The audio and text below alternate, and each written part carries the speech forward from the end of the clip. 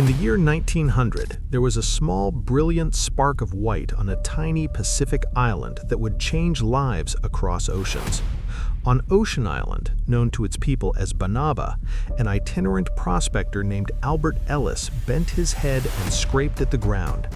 He had been sent by a trading company looking for anything of value. What he found was phosphate, a substance so rich in nitrogen and phosphorus it could turn poor soils into abundant farms. Within months, word spread. By the first decade of the century, another island nearby, Nauru, yielded the same gleaming deposits. What began as a geological find became, quietly and quickly, an international enterprise.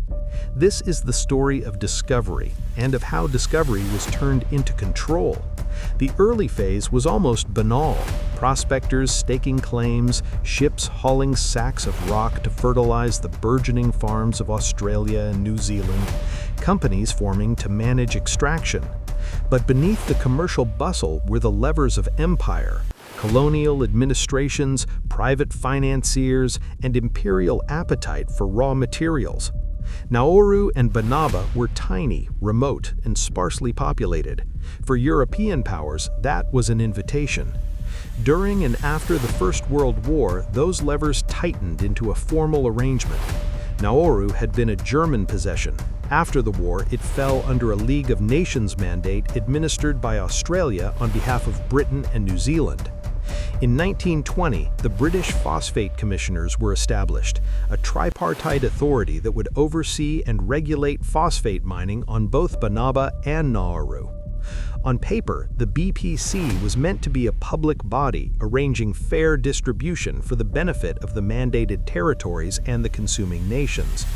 In practice, it centralized control of a resource that had once been quietly exploited by a scattering of companies and turned it into a state-managed lifeline for Australian and New Zealand agriculture.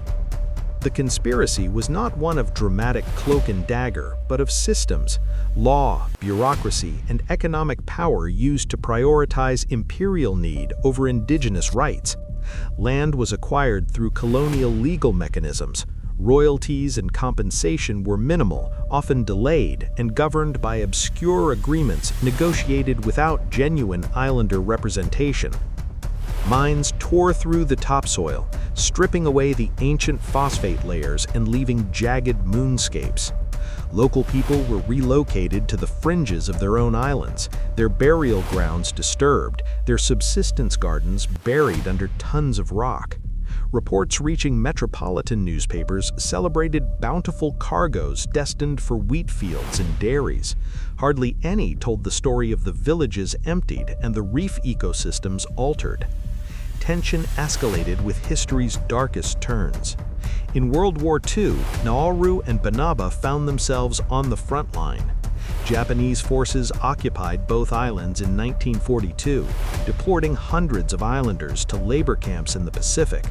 The phosphate industry faltered, the islands were militarized, and human suffering deepened. After the war, the British Phosphate Commissioners resumed control, and extraction resumed with renewed urgency to feed a recovering empire. By 1950, the pattern was clear: resource flow northward to feed settler economies, environmental collapse and social dislocation left behind. Yet this was also a story of resistance that would grow louder in the decades to come.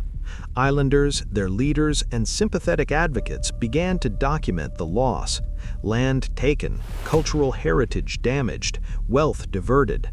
The legal and moral questions about who had the right to dig a country to dust kept whispering beneath polite diplomatic correspondence. The discovery that began with Albert Ellis's scrape was, in short order, transformed into an engine of power. It built railways and fertilized fields far from the Pacific, but it also built a quiet conspiracy: the collusion of governments and industries, the juridical mechanisms that made extraction lawful, and the rhetoric of development that masked dispossession. By 1950, the phosphate islands were producing wealth that did not translate into sovereignty or well-being for the people who lived on them. The white rock had, paradoxically, made the islands both globally important and locally vulnerable, a legacy that would shape the political struggles of the region for the rest of the century.